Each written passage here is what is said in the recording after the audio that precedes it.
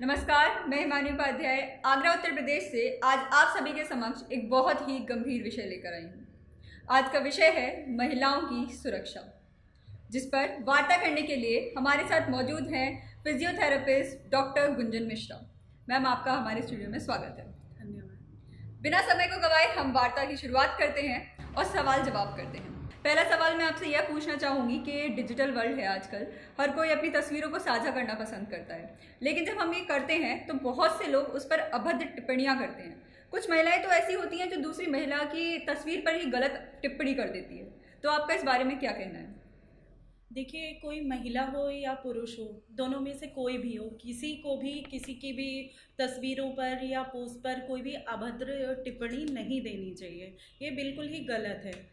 अगर कोई भी ऐसा करता है तो उससे सामने अगर कोई दूसरा बंदा है उसको ये प्रोत्साहन मिलता है गलत कमेंट करने का। इस बात का सभी को ध्यान रखना चाहिए कि आप सामने वाले के पोस्ट पे क्या कमेंट कर रहे हैं और इससे आपकी छवि क्या होगी दूसरे के सामने, सबके सामने, और सामने वाले को इससे शर्मिंदगी महसूस होती है। आपने शर्मिंदगी शब्द का इस्तेमाल किया, आपने सार्वजनिक होने का इस्तेमाल किया, तो मैं आपसे ये पूछना चाहूँगी कि जब सार्वजनिक स्थल पर बहुत सारे लोग इकट्ठे होते हैं, उस समय बहुत से लोग ऐसे होते हैं जो किसी भी सुंदर महिला का अगर आगमन होता है तो उस पर टिप्पणी करते हैं, पर वो टिप्पणी इतनी गलत होती है कि उस पूरे माहौल को शर्मिंदगी का माहौल बना देती है। तो आपका इस बारे में क्या कहना होगा? जी बिल्कुल, ये बहुत आम बात हो चुकी है। जिसको जब भी मौका मिलता है तो इस तरह की अ, अपना व्यवहार ऐसे लोग ज़रूर दिखाते हैं। ऐसे लोगों को ये हमेशा ध्यान में रखना चाहिए कि आप अपनी बातों से अगर किसी को शर्मिंदगी महसूस करवा रहे हैं तो एज अ ह्यूमन ये बिल्कुल भी गलत बात है। आपका एक ये बनता है तरीका कि आप सामने वाले को सहज महसूस करवाएं। अगर तारीफ़ करनी ही है तो उसको सही शब्दों के साथ और सही तरीके से करें। सभी की तारीफ़ करनी चाहिए, ऐसा नहीं है सिर्फ महिलाएं, पुरुष भी हैं, सबको भी जो भी तारीफ़ करें हर चीज़ को बहुत ही एक सीमा में, एक मर्यादा के साथ करना चाहिए। आपने ये तो शब्दों की बात कर दी, यहाँ तक की बात ये हो जाती है कि भीड़ भाड़ इलाका तो छोड़ ही दीजिए, सुनसान इलाका हो, भीड़ भाड़ वाला इलाका हो, महिलाएं कहीं भी सुरक्षित नहीं है, क्योंकि जो लोग होते हैं वो भीड़ भाड़ वाले इलाके में भी उन्हें गलत तरीके से छूने का प्रयास करते हैं। तो इस पर आपकी क्या राय होगी कि लोगों को जो उनकी सोच है किस तरीके की रखनी चाहिए? देखिए, सोच का तो ये है कि कोई किसी की सोच को नहीं बदल सकता है और ये एक आम समस्या है जिसे हर वर्ग की, हर एज ग्रुप की महिला, चाहे बच्ची हो चाहे बड़ी हो, कोई यंगस्टर हो, कुछ भी हो, सब ने ये समस्याओं का सामना किया हुआ है, कर रही हैं और जाने कब तक करती आएंगी। इसके पीछे सबसे ज़्यादा मेन है वो है सामने वाले का कि उनकी मानसिकता क्या है। अगर वो अपनी मानसिकता सही रखें तो कभी भी किसी को भी इस तरह की कंडीशन का सामना नहीं करना पड़ेगा। पर ये हमारा दुर्भाग्य है कि हमारे समाज में इन चीज़ों को लोग देख के भी इग्नोर मार देते हैं। अगर कोई पुरुष ऐसे ही हरकत करता है तो एक दूसरा जो पुरुष इसको देख रहा है वो खुद इस चीज़ को इग्नोर कर देता है, वो खुद इस चीज़ के लिए बोलता नहीं है। तो महिलाएं तो शर्मिंदगी महसूस करती, कुछ बोल देती हैं, पर हर महिला नहीं बोल पाती है। तो इसलिए अगर एक पुरुष ही महिलाओं को प्रोटेक्ट करना शुरू कर दें किसी की भी गलत हरकतों पे, तो मेरे ख्याल से ये चीज़ें बहुत जल्दी कवर हो सकती हैं। बंद नहीं हो सकती हैं, पर काफ़ी हद तक इन चीज़ों में कमी आ सकती है। जैसा मैंने आपका जवाब सुना तो आपके जवाब में मानसिकता का एक बहुत ही बड़ा रोल दिख रहा है मुझे। आज के दौर में जो मानसिकता है वो ये है कि जो महिलाएं हैं और जो पुरुष हैं वो समान हैं। इसी हिसाब से उनको जो उनकी फैमिली है वो साथ में चलानी है, उसी के हिसाब से उन्हें नौकरी करनी है। तो उस नौकरी को करते वक्त जब रात की शिफ्ट मिलती है महिलाओं को तो उनकी मजबूरी तो होती है कि वो काम पर जाएं, पर क्या वो उसको करना चाहती हैं? क्या वो उसके साथ सुरक्षित हैं? सुरक्षित तो महिलाएं दिन में भी नहीं हैं। शाम को तो एक बहाना सा हो गया कि अंधेरा हो गया है तो आप घर से नहीं निकलोगे, पर महिलाएं कभी भी सुरक्षित नहीं है। आपने कई केसेस सुने होंगे, पढ़े भी होंगे, टीवी पे भी देखा होगा न्यूज़, तो उसमें ये पता चल जाता है कि कई केसेस दिन दहाड़े हो रहे हैं। तो इन चीज़ों को अगर बोला जाए तो सुरक्षित तो महिलाएं रात में भी नहीं है, पर यह है मजबूरी होती है तो करना पड़ता है जॉब।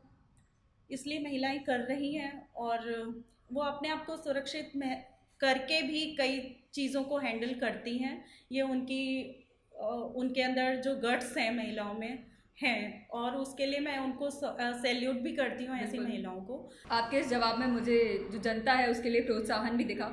आगे का और आखिरी सवाल, क्योंकि अभी और लोगों से भी हम वार्ता करेंगे, तो आपसे मैं यह पूछना चाहूँगी कि कपड़े जो होते हैं वो एक व्यक्ति का ही व्यक्तित्व को बता देते हैं। महिलाएं अपने इच्छानुसार कपड़े नहीं पहन सकती, तो आपका इस बारे में क्या कहना है?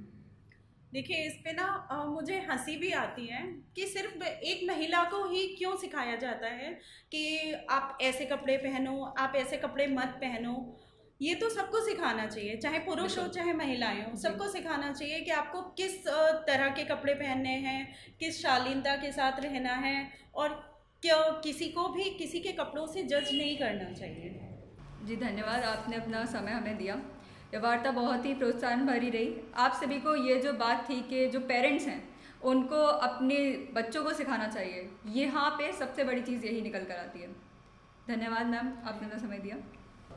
आगे की वार्ता को बढ़ाते हुए अब मैं अपने साथ वार्ता में स्वागत करना चाहूँगी मिसेस सरिता शर्मा का, जो कि एक शिक्षिका हैं।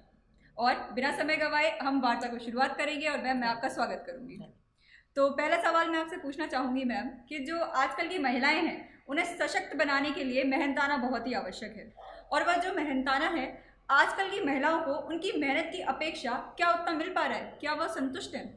देखिए, इसमें कोई शक नहीं है कि आजकल की महिलाएं वर्क ज़्यादा करती हैं, पुरुषों की अपेक्षा कार्य अधिक करती हैं, डबल करती हैं। वो घर पर भी करती हैं और ऑफिस में भी करती हैं, लेकिन उनको उस हिसाब से मेहनताना नहीं मिलता है।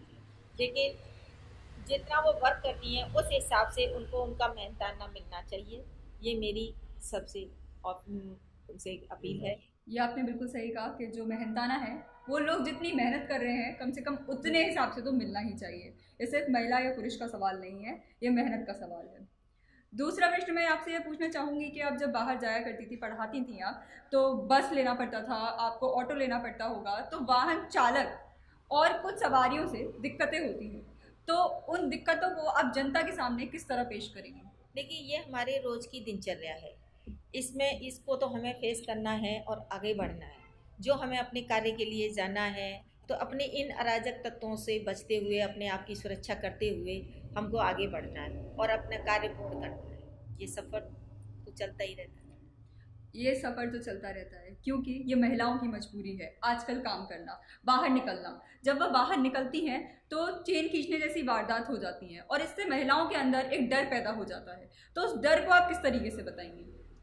देखिए, ये हमारा आत्मविश्वास है कि हम अपने आत्मविश्वास के सहारे आगे बढ़ें और ऐसी वारदातों से हम अपने आप को सेव करते हुए, बचाते हुए, बहुत सी हमारी सरकार ने हेल्पलाइनें भी दे रखी हैं, नंबर भी दे रखे हैं और हमारे पास मोबाइल भी हैं, हम उनसे अपनी सुरक्षा कर सकते हैं। जो आपने इसमें आत्मविश्वास की बात कही, वो आत्मविश्वास हमारे साथ के लोगों से ही हमें मिलता है।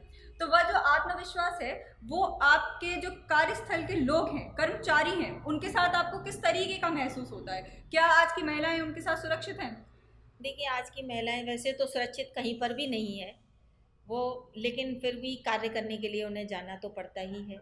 ये उनकी चाहे मजबूरी हो या जो भी है, तो लेकिन कार्य करने के लिए जाती हैं। लेकिन ऑफिस में सब एक दूसरे को कोऑर्डिनेट करते हैं, इसमें कोई दो राय नहीं है। लेकिन दिक्कत जब आती है जब उनको कार्य अधिक मिल जाता है या समय पूरा होने के बावजूद भी उनको एक्स्ट्रा वर्क दे दिया जाता है, तो दिक्कत आती है, क्योंकि वो समय हमारे परिवार के साथ देने का होता है।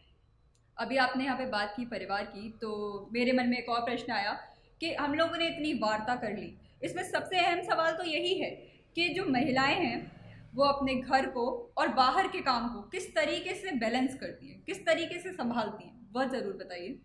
ये हमारा जो हम कार्य करते हैं, जो हमारा आत्मविश्वास है हमारे साथ है, वो हमारे एक परिवार से हमें सहयोग मिलता है। हम अपने परिवार में अपने पति हैं, बच्चे हैं, हमारे पेरेंट्स हैं, जो भी सास ससुर, हम इनके सहयोग से अपने ऑफिस का कार्य और अपने परिवार को दोनों को बैलेंस बना के चलते हैं। बिल्कुल, मैं आपकी सारी बातों से सहमत हूँ। आपके जितने भी जवाब थे उन्होंने जनता को ज़रूर बताया होगा कि महिलाओं को किस तरीके से चलना चाहिए। और मैं डॉक्टर गुंजन मिश्रा का भी बहुत बहुत धन्यवाद करूँगी कि उन्होंने अपना समय दिया। आज की वार्ता का समापन करते हुए बस यही कहना चाहेंगे कि महिला तभी सशक्त होती है जब वो खुद इस चीज़ को मान ले कि हमें सशक्त होना है। धन्यवाद।